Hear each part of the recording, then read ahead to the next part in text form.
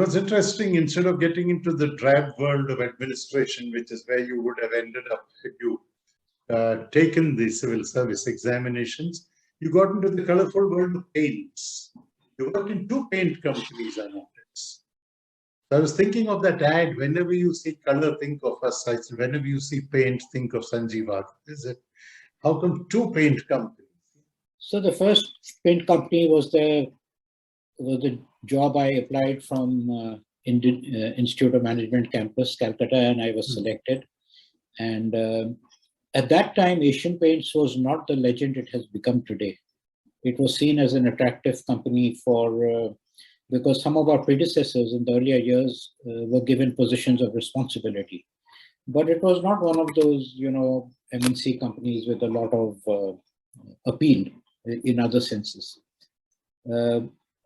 So that's how I went into Asian Paints, and it is, of course, a lot of people ask me now that how did it develop this competitive advantage? How has it become such a machine in terms of throwing out predictable, solid results year after year, decade after decade?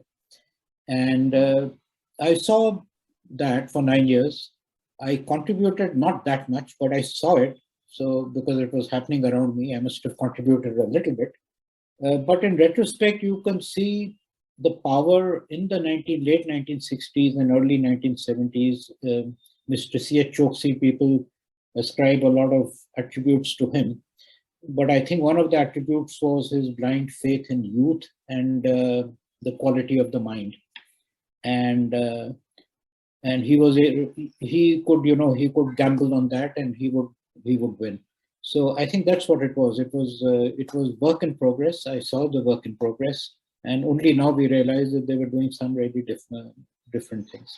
My second stint was in Jensen and Nicholson. That, to be honest, I had gone to Nigeria after Asian Paints to make a little money, but I didn't like Nigeria. I found it a bit sterile, and from there, this is still 1980, I think it was 83 end. And I went for the security of taking a job when I was still in Nigeria. So I sort of got an offer from Jensen and Nicholson, and I spent 4 years there, 4 good years in Calcutta. The company, unfortunately, has not done well. It is hardly known of now. And after that, I shifted to Bombay. When I shifted to Bombay, I thought it would be another posting. But the last decades, I've become a Bombayite, a Mumbaiite, Mumbaikar. Mumbaikar.